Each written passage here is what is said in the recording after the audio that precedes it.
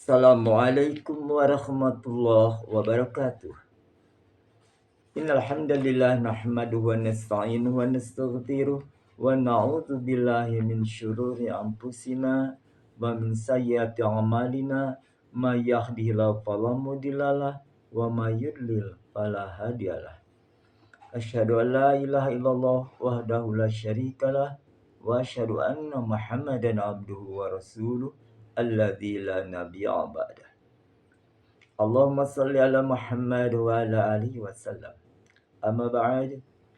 Ikhwan akhwat rahimakumullah. Alhamdulillah wa syukurillah, berkat rahmat karunia serta pertolongannya kita masih dikasih kesehatan, keselamatan, juga kesempatan pagi ini untuk tetap menggali makna yang terkandung di dalam ayat-ayat suci Al-Quranul Karim.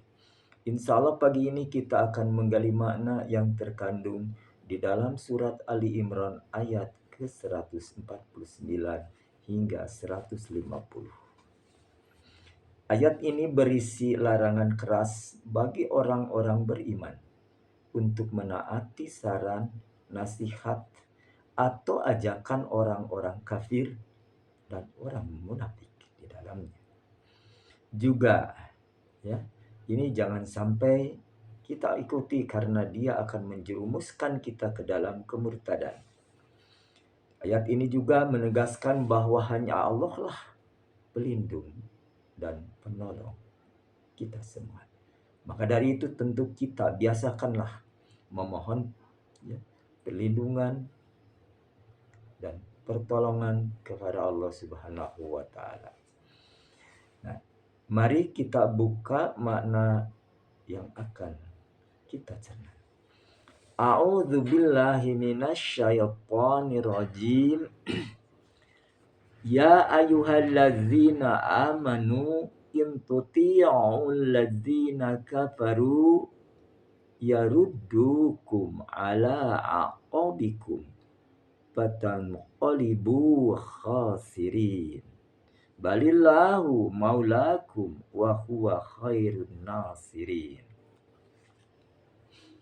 Adapun terjemahannya, ya ayyuhallazina amanu, wahai orang-orang yang beriman, in tuti'ul ladzina kafaru, jika kalian menaati orang-orang yang kafir, yaruddukum, niscaya mereka akan mengembalikan kalian ala aqabikum, ke belakang, yakni murtad. Fatanqalibu khasirin, maka kamu akan kembali menjadi orang-orang yang merugi. Balillahu, tetapi hanya Allah lah maulakum, pelindung kalian. Wa huwa khairun nasirin, dan dialah sebaik-baik penolong. Ikhwan akhwat rahimakumullah, ayat ini ya, masih ada kaitannya dengan perang Uhud. Saat itu kaum muslimin terdesak, dalam arti kata kebingungan harus apa yang dilakukan sementara musuh sudah mengepung. Maka di antara orang-orang kafir itu menawarkan satu ya, mungkin solusi bagi mereka menurutnya, dan ia kesempatan yang baik. Lalu dia menaruh perlindungan kepada mereka. Jika saja kalian mengikuti ajaran agama nenek moyang kalian. Itu keinginan orang-orang kafir, tentu didukung oleh orang-orang munafik saat itu. Bagaimana orang-orang muslim dalam keadaan terjepit, kemudian ada pengaruh dari mereka seakan-akan melepaskan beban mereka. Namun Allah mengingatkan tentu ya, Allah memberikan satu hidayah tentu bagi orang-orang yang dalam kondisi saat itu. Maka Allah mengingatkan hal ini tentu bisa melalui pimpinannya untuk tetap ya, maju di medan perang itu. Nah, ini karena setiap orang memiliki kapasitas, kadar iman, keteguhan hati yang berbeda.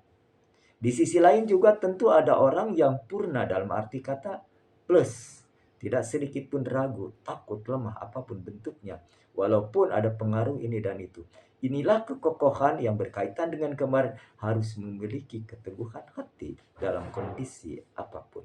Karena hati yang tetap connect, tawakal kepada Allah, diserahkan segala urusan kepadanya, tentu dalam kondisi seperti saat-saat terdesak, tentu dia akan tetap mahabbah mendekatinya.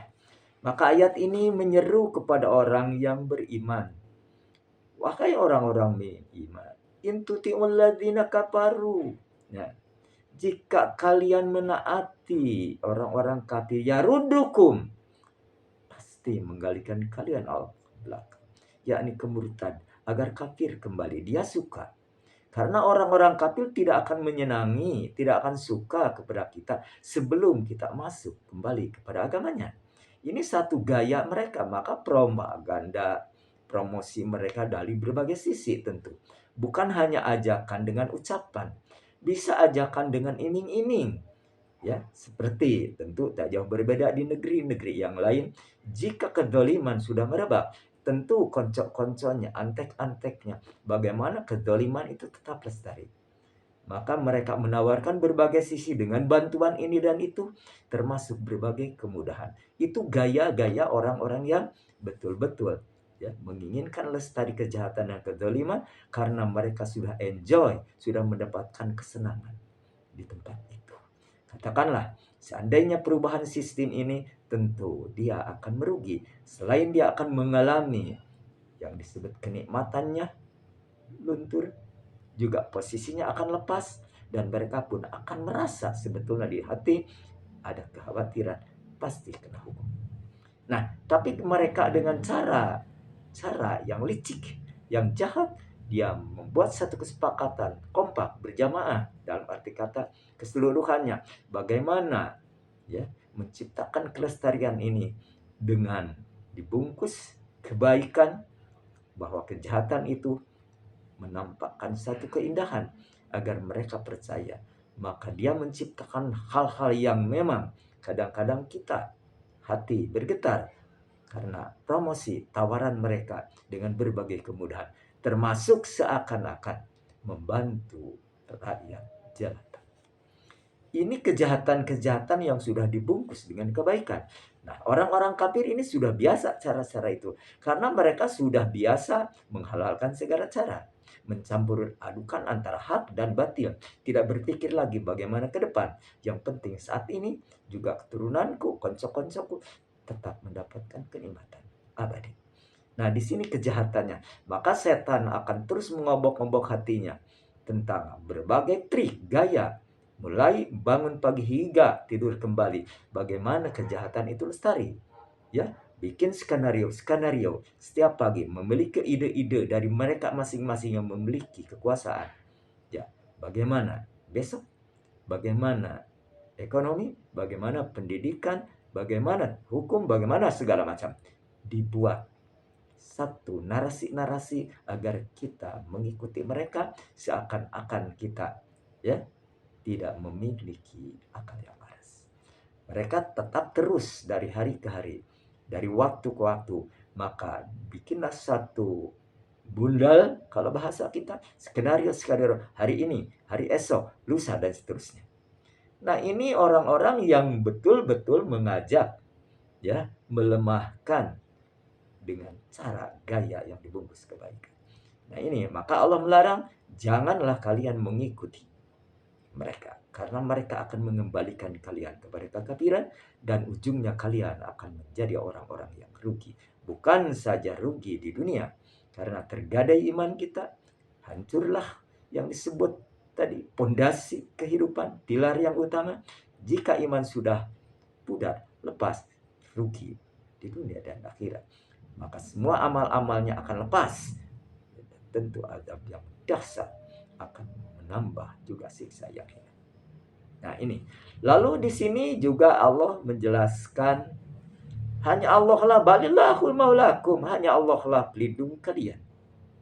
Tentu kita harus membiasakan diri memohon perlindungan kepada hanya Allah lah pelindung kita. Jangan sekali-kali kita dalam kondisi terjepit dalam kehidupan. Lalu datanglah kepada orang-orang ya, ya yang dianggap kita sebagai orang yang mampu melepaskan beban kita. Sebutlah orang-orang pintar, sebutlah kiai, sebutlah ustadz, lalu minta kepada mereka dan kita mengikuti arahnya, padahal tidak ada dasar hukum yang jelas, yang betul-betul sesuai syariat. Celaka kita. Walaupun yang dibacakan, yang dibawakan ayat-ayat atau bahasa-bahasa yang dianggap itu baik dan bagus, tapi semua itu melanggar aturan Allah. Karena hak prerogatif Allah, wajar jukuli mayasya, memberikan rizki kepada yang dikehendaki. Juga yusibu bihi, mengadab orang-orang terdekat. Hak Allah semua. Begitu juga memberikan pahala. Hak Allah semua. Keburukan, kebaikan, itu solusinya ada di tangan Allah. Maka jangan sekali-kali minta perlindungan kepada hal-hal yang di luar akal sehat. Ya, termasuk meyakini satu tempat, keramat, benda, pusaka bisa memberikan satu solusi terbaik. Alhamdulillah, mudah-mudahan kita dilindungi. Begitu juga kita jangan lepas minta pertolongan. Berbagai hal. Karena pertolongan Allah ini di berbagai sisi. Kita wajib ya meminta dari berbagai hal tentang kehidupan ini. Allah Subhanahu wa taala ya tentu sudah mengingatkan kita tentang orang-orang yang akan mendapatkan adabnya. Kenapa mereka ini orang-orang semacam yang disebutkan tadi, orang kafir itu hanya mengikuti keinginan hawa nafsu. Mereka hanya mengikuti jejak setan yang sudah jelas-jelas musuh bagi kita. Tapi mereka tidak sadar hal itu karena mereka menyangka itulah jalan yang paling baik. Ayat yang lain menjelaskan dalam surat Al-An'am ayat 116 117 sudah jelas di situ. Wa in tuti aktsaru man fil ardi yudilluka an sabilillah. Jika kalian mengikuti kebanyakan orang-orang yang ada di muka bumi, yudilluka, niscaya kamu ya akan tersesat an sabilillah, dari jalan Allah. Tabi'una illa dhanna, mereka hanya mengikuti prasangka, dugaan belaka. Wa inhum illa yakhrusun, tidaklah mereka ya mengambil jalan itu kecuali hanya dusta belaka. Ini ayat sudah menjelaskan. Lalu selanjutnya mengatakan inna rabbaka huwa alamu man yadhillu an sabilih. Sesungguhnya Rabb kamu yang maha tahu atau mengetahui siapa saja yang sesat dari jalannya. Wa huwa alamu bil muhtadin, dan dia juga maha mengetahui orang-orang yang telah mendapat petunjuk. Ayat ini ya sering dikaitkan dengan konteks ya, perang Uhud ketika saat terdesak tadi. Nah, di sini diingatkan oleh Allah, jangan mengikuti mereka ini, kebanyakan ya di muka bumi sesat. Jadi jangan sekali-kali, walaupun mereka ini mengatakan kebaikan, kemudahan, segalanya ke depan, iming-iming ini dan itu, jangan. Karena aku lebih mengetahui tentang hati mereka. Bahkan di ayat yang sebelumnya Allah sudah menjelaskan, ucapannya sudah begitu buruk. Ya, apalagi kekejaman hatinya sudah luar biasa. Ini orang-orang kafir yang betul-betul, karena mereka akan tertawa manakala kita dalam kondisi kena bencana, dan dia menangis bersedih manakala orang-orang muslim itu mendapatkan kesuksesan. Nah, maka dari itu tentu kita harus sadar betul bahwa Allah memberikan satu anugerah bagi kita. Rasulullah SAW telah mengajarkan tentang doa bagaimana kita menghadapi kehidupan ini. Jangan sampai terjebak, terperangkap oleh propaganda orang-orang kafir dengan berbagai gayanya. Maka di dalam riwayat hadis sahih Imam Bukhari dan Imam Muslim, kita harus membiasakan diri berdoa. Allahumma inni a'udzubika minal azzi. Ya Allah, sungguh aku mohon kepadamu minal azzi, dari kelemahan. Lemah tentu dalam fisik. Ya. Lemah yang paling dominan adalah iman. Lemah dalam keyakinan. Lemah juga dalam kepercayaan tentang berbagai hal. Padahal itu baik dan benar menurut syariat. Tapi kadang-kadang rasa malas, rasa enggan melingkupi hati kita. Agar kita bagaimana? Ya, sejatinya bangkit, semangat menghadapi hidup ini dengan penuh semangat. Karena manusia memiliki kekuatan yang berbeda. Jika ada rasa yang ditampakkan dalam hatinya, kebahagiaan nampak terus di hati, dia akan terus berusaha. Karena seluruh organ tubuh melihat kebahagiaan itu akan didapat dan akan dirasakan. Tapi manakala seseorang tidak mampu melihat ke depan kebahagiaan yang sudah dijanjikan Allah, tentu digambarkan oleh Rasulullah SAW dalam berbagai hadis, tentu dia tidak akan tertarik, bahkan lemah untuk mengejar target itu. Ujungnya malas beribadah, malas menuntut ilmu, malas mendengar nasihat, saran, malas juga tentu untuk mendengarkan hal-hal yang ada kaitan dengan nasihat yang baik agar dirinya tak terpuruk. Termasuk malas dia untuk membaca Quran, hadis, apalagi kitab-kitab yang mendongkrak semangat dirinya bangkit. Malas itu. Maka Allah mengajarkan kepada Rasulnya, mohon perlindunganlah kepada Allah dari kelemahan. Wal kasali, dari rasa malas ini. Rasa malas memang ini satu perangkap yang memang dipasang oleh iblis agar manusia tidak bisa bergerak, tidak akan mendapatkan target-target yang diinginkan, yakni kesuksesan dan bahagia, termasuk tentu keselamatan. Mereka cuek-cuek aja, masa depan apapun tak peduli, yang penting hari ini mereka pikirkan itu. Maka di sini malas itu harus betul-betul dikubur dalam kamus hidup untuk selamanya, karena malas ini merusak, ya, akan menghancurkan masa depan kita, juga tentu akan menjadi celaan bagi keluarga. Orang yang malas itu mendapatkan predikat yang paling buruk. Nah, maka Allah juga menjelaskan, lalu hadis ini Rasulullah menjelaskan juga, kita harus mohon perlindungan wal jubni, dari pengecut, sifat pengecut. Ya, yang murengkan orang sudah bilang, malas, malu, enggan, segala macam, takut, khawatir, cemas, merubung di situ, pengecut. Nah, kalau sudah orang dihinggapi rasa-rasa yang disebutkan tadi, jangan harap hidupnya bisa layak. Apalagi kebahagiaan, tak mungkin bisa mendapatkan satu keinginan yang dibalut kebaikan, betul-betul mengharapkan keselamatan dunia akhirat. Gak mungkin dia kena pengecut. Lalu yang dianjurkan juga oleh Rasulullah SAW, ini ajaran Allah, wal harami, mohon perlindungan dari keburukan masa tua. Maka tak heran jika ya, di saat ini usia sudah senja, ya, masih bergelimang dalam dosa. Dia tak melepaskan diri dari minum-minuman keras, melakukan hal-hal yang merusak hatinya sendiri dan fisiknya sendiri.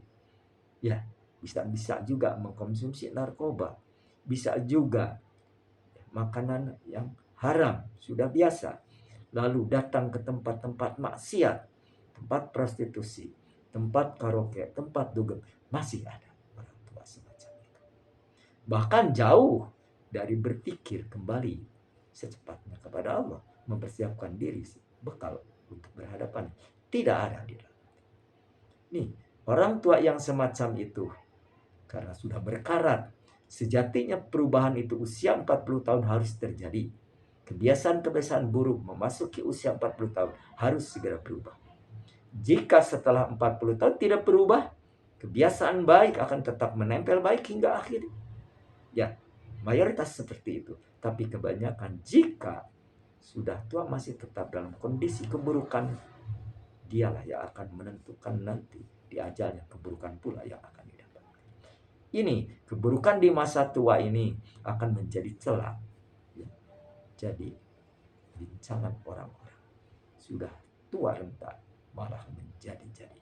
Nah ini, maka di sini hati-hati jika kita sudah usia seperti saya. Ya, mudah-mudahan kita mendapatkan satu kebaikan, hidayah yang plus, dan kita mau tetap semangat, hati terus bangkit untuk mencari bekal kemudian hari bertemu di hadapan Allah. Maka jangan lepas, mulai bangun tidur hingga tidur kembali. Belajarlah berusaha menata diri, orientasikan kemanapun kita pergi, dimanapun berada, tetap mendekat kepada. Itu sindiran bagi kita, jangan sampai terjadi orang tua jadi-jadi. Tapi harus jadilah orang tua buah bibir untuk generasi selanjutnya. Terutama sebagai ketenangan, kesenangan, merasa bangga, bahagia jika anak-anaknya mendengar sebutan orang tua. Lalu Rasulullah SAW juga menganjurkan kita harus berlindung wal bukhli dari sifat kikir. Sifat kikir ini memang sifat yang paling tercela. Orang mukmin tentu ya, di kala lapang, di kala sempit, ya, mengulurkan tangan. Nilai nominal tidak berpikir. Yang penting dalam kondisi apapun ada sebagian besar atau kecil untuk mengulurkan tangan saudara, membantu. Jangan sampai mereka terpuruk selamanya. Bahkan bangkitkan mereka semangatnya dengan kita kasih anugerah, entah itu berbentuk modal, tempat usaha yang baik, atau membina mereka dalam kebaikan. Ini yang harus kita ada. Walaupun bagaimana Allah akan memberikan tiket bagi orang yang mau melepaskan sifat kikir lalu dermawan, longgar, dia yakin, juhud, yakin yang ada di tangannya pasti berlipat jika dikeluarkan untuk hal-hal bisa dilihat. Ini yang harus ada. Maka tentu orang kikir ini dicela. Orang-orang yang kikir ini orang terdahulu yang dibinasakan Allah. Antum sudah tahu siapa mereka. Tentu yang sudah tertera di dalam kisah-kisah yang mendunia adalah bagaimana sifat Namrud itu. Lalu Allah juga, ya Rasulullah mengajarkan doa ini, wa'adzubika min azabil qabr. Dan aku berlindung padamu ya Allah dari azab kubur. Azab kubur ini mungkin di zaman ini kalau lihat di dunia maya ada yang ya mendustakan. Auzubillah.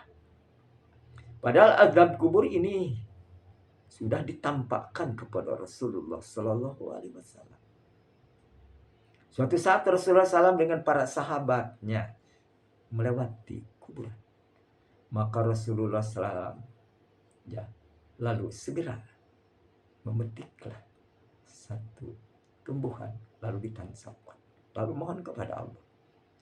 Tentu beliau menjelaskan kepada para sahabatnya bahwa ya, penghuni kubur ini lagi disiksa. Mudah-mudahan dengan menancapkannya, tentu bukan hanya media yang ditancapkan, tapi doa itulah memohon kepada Allah. Tentu Rasulullah tak mungkin berdoa kepada orang yang ada di dalam kubur itu kalau kafir. Tentu masih umatnya juga yang tentu memiliki dosa. Dosa apa yang memang akan ya, yang secara tidak sadar, bukan hanya dosa yang besar, yang meninggalkan sholat, meninggalkan zakat, ya, tidak saum, atau tidak haji dan berkurban padahal sudah mampu.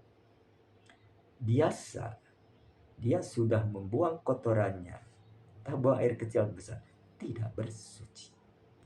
Padahal kewajiban bersuci itu, mau tidak mau, dengan apapun. Kalau memang tidak air, dengan batu, ya bisa dengan yang ujungnya 3 untuk membersihkan ya, farji kita. Itu manakala tidak ada air, Begitu juga ketika sholat tentu kalau tidak ada tayamum. Nah ini kebanyakan orang tidak bersuci manakala sudah berbuang hajat. Ini bisa jadi hal demikian. Walaupun kita jangan menduga-duga, tapi hak semua Allah Maha tahu. Rasulullah SAW tak mungkin berdoa untuk orang yang ada di dalam tadi kecuali ada wahyu dari Allah. Bagaimana ya membantu orang-orang yang menjadi umatnya ketika dosa yang tidak disadari. Nah, maka dari itu tentu adab kubur Siti Aisyah radhiyallahu anha juga sudah menjelaskan ketika Rasulullah Shallallahu Alaihi Wasallam tentu komunikasi antara suami dan istri. Apa kata Rasulullah? Ya Aisyah, orang-orang mukmin itu ketika masuk kubur akan dihimpit dengan bumi. Semua para rasul, para nabi, orang-orang soleh, orang kafir, orang musyrik, munafik, anak-anak juga. Itu menurut Rasul. Tapi apa? Orang-orang yang soleh dihimpit bumi itu, menurut Rasulullah SAW, Siti Aisyah menjelaskan, ya, bagaikan dibelai kepala seorang anak ketika sakit kepala. Itu kenikmatan luar biasa. Anak diusap-usap sama ibunya atau sama ayahnya, dia sampai tertidur. Kenikmatan yang luar biasa. Bagaimanapun anak kalau diusap-usap kepala, kenyamanan, ketenangan, kenikmatan tentu dirasakan. Tapi beda dengan orang kafir menurut Rasulullah SAW. Aisyah, kalau orang kafir dihimpit kubur itu, laksana 2 gunung batu menghancurkan telur. Kebayang kita hancur berantakan jeritannya. Maka Rasulullah SAW juga menjelaskan azab kubur ini sakit dahsyatnya akan dirasakan orang kafir itu hingga menjerit seluruh makhluk yang ada di bumi mendengar semuanya kecuali jin dan manusia. Seandainya manusia mendengar yang disiksa sakitnya terdengar raungannya, mungkin bisa pingsan kita. Maka Rasulullah SAW menurut riwayat ketika disampaikan wahyu melihat orang yang disiksa itu, mulai saat itu Rasul hampir-hampir tidak bisa tersenyum lagi. Dia sering menangis. Nah, itu Rasul saja. Orang yang paling mulia, paling soleh, paling bertakwa, bergetar hati menangis. Ketakutan luar biasa azab kubur itu. Lalu Rasulullah SAW menjelaskan juga kepada Siti Aisyah, ya Aisyah, betapa indahnya orang mukmin itu begitu selamat dari himpitan alam kubur, lalu didudukan, hadis riwayat seperti itu, ditanya oleh Munkar Nakir. Kalau menjawab dengan sesuai keteguhan hatinya, pilarnya kuat, keimanan keteguhannya terbawa di saat itu, lalu berucap malaikat, tidurlah kamu laksana pengantin.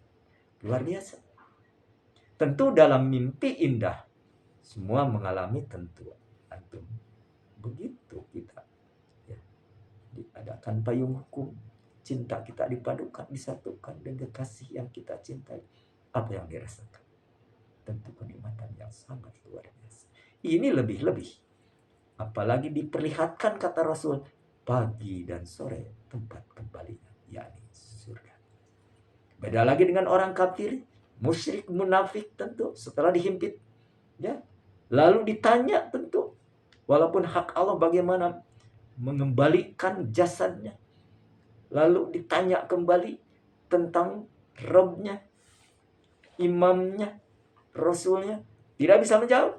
Dipukulan dahsyat 1 kali hingga menjerit. Ya tadi yang disampaikan, bagaimana jeritan itu sampai ke bumi. Kecuali binatang-binatang yang akan mendengar itu. Apabila mendengar binatang meraung, anjing meraung, itu dia mendengar orang yang lagi disiksa. Atau kucing, bahasa kita orang Sunda aur-auran, meong terus. Ketika ada seseorang yang meninggal di daerah itu tanda dia lagi disiksa. Alhamdulillah, kita berlindung.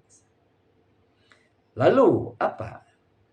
Setelah dihimpit hancur lebur, ya, ditanya tidak menjadi, dipukul dahsyat. Lalu kekayaannya dia akan mematuk. Merupakan besar ular, mematuk sampai hari kiamat.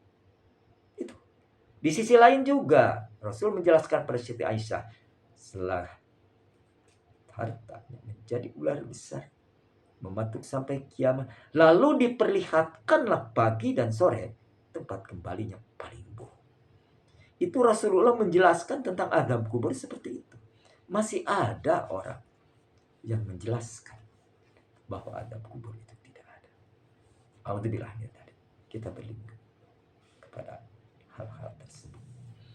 Lalu juga Rasulullah menjelaskan selanjutnya hadis ini, wa a'udzubika min fitnatil mahya wa mamati.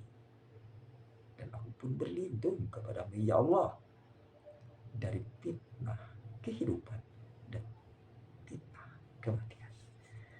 Fitnah kehidupan, fitnah di sini bukan menunjuk seseorang tanpa dasar, tapi fitnah di sini bencana, cobaan yang dahsyat. Tentu hari ini kita merasakan fitnah di akhir zaman ini. Berbagai hal memalingkan kita dari kebaikan.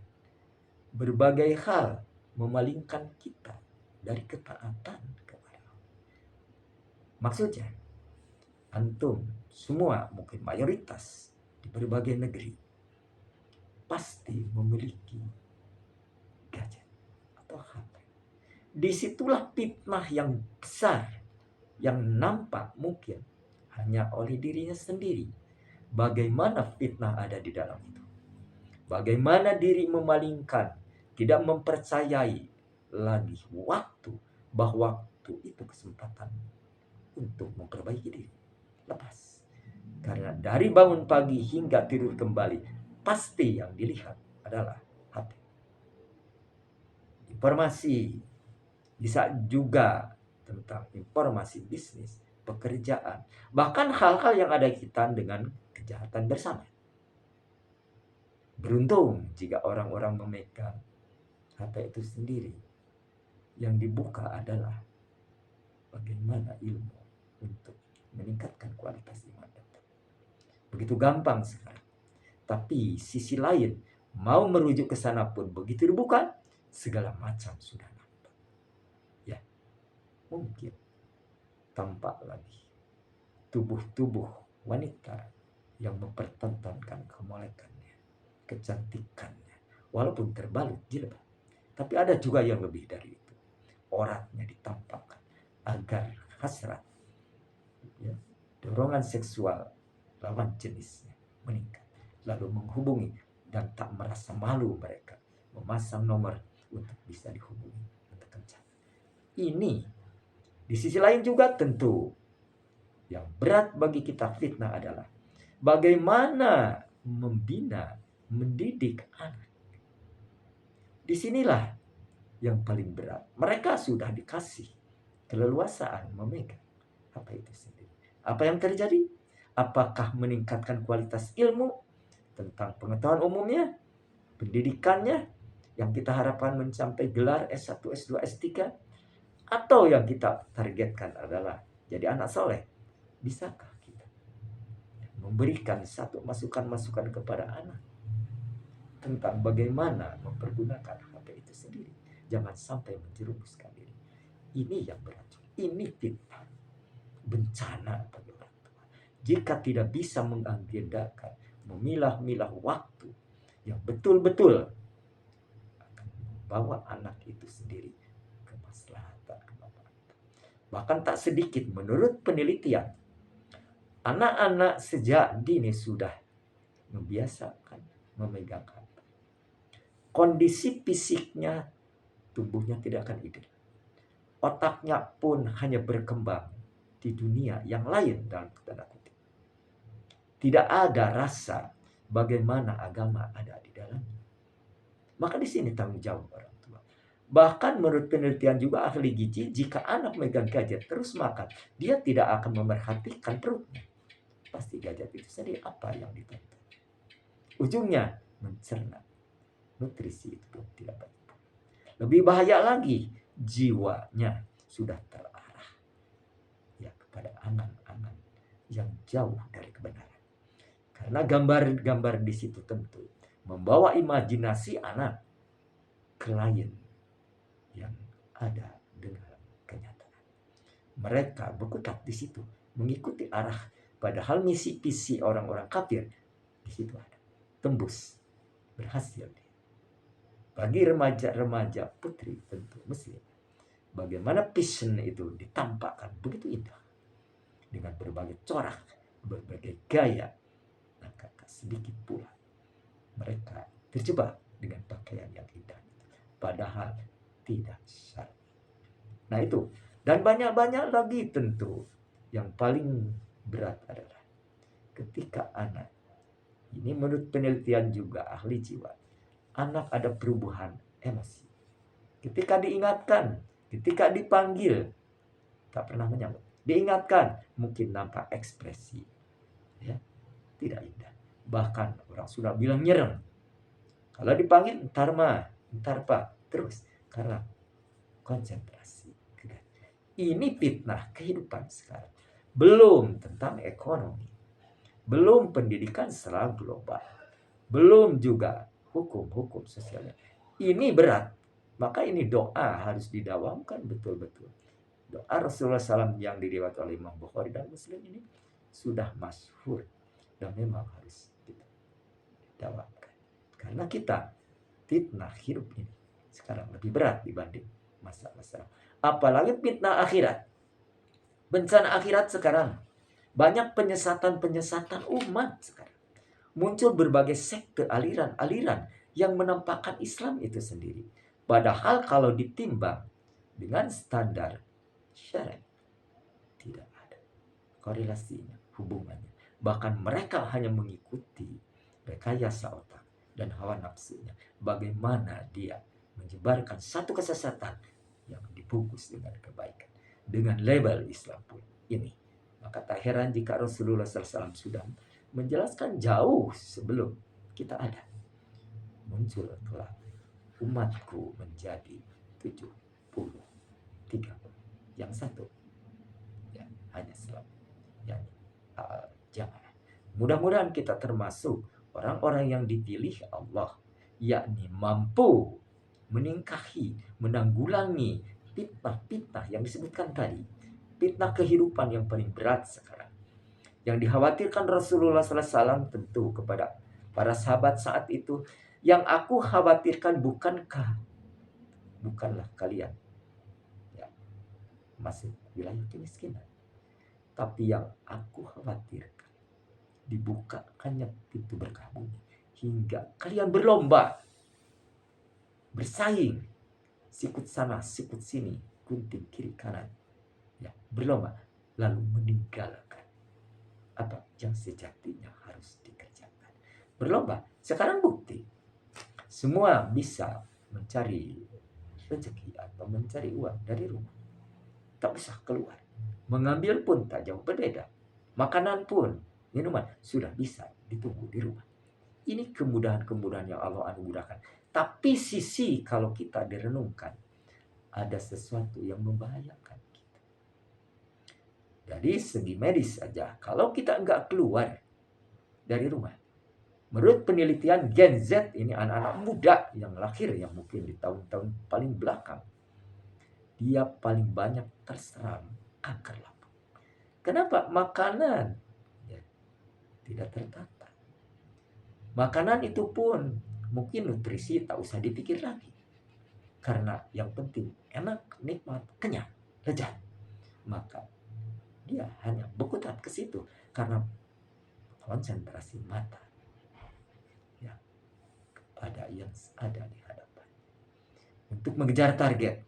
Sekarang berlomba, entah di affiliate, entah di YouTube, entah di TikTok, mereka sampai lupa kewajiban, dan sedikit banyak orang yang jadi lalai menunaikan kewajiban itu sendiri. Salat aja jarang, kalau lagi asik di gadget, ya mungkin ini target yang harus dikejar. Pelanggan banyak, ya, harus klik-klik, jawab ini dan itu. Hati-hati ikhwan, akhwat rahimahullah. Mudah-mudahan antum bisa mengerem hal itu, bisa mengingatkan diri ini. Anak suami, istri, semua kompak.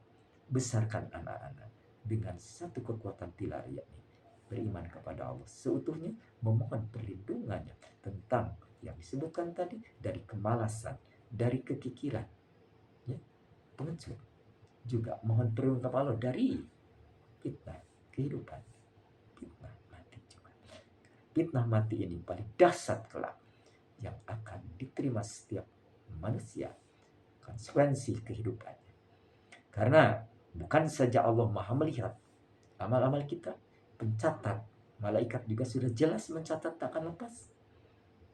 Juga bumi memberikan informasi, semua kaki yang pernah menapaki di permukaannya akan diberitakan.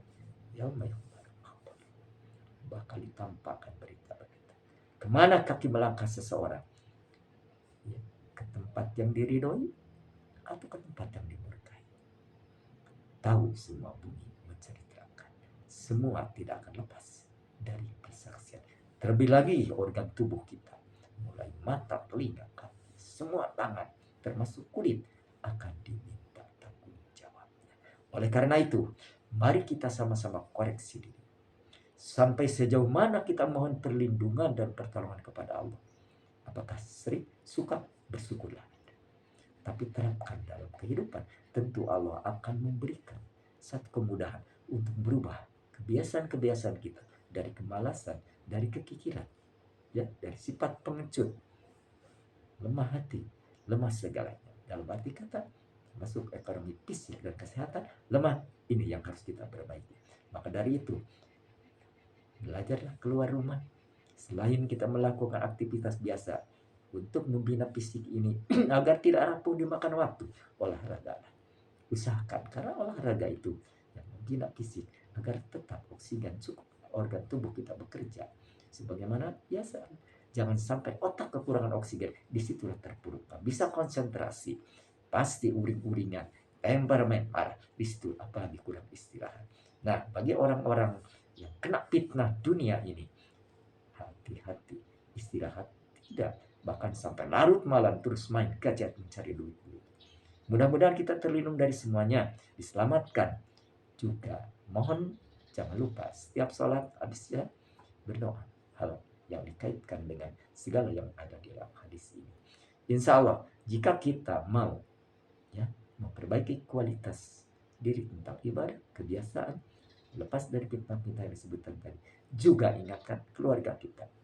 Insya Allah kita diselamatkan karena Allah sebaik-baik pelindung dan sebaik-baik pemberi pertolongan. Wallahu a'lam bishawab. Subhanallah wa bihamdi, asyhadu an la ilaha illa anta, astaghfiruka wa atubu ilaik. Assalamualaikum warahmatullahi wabarakatuh.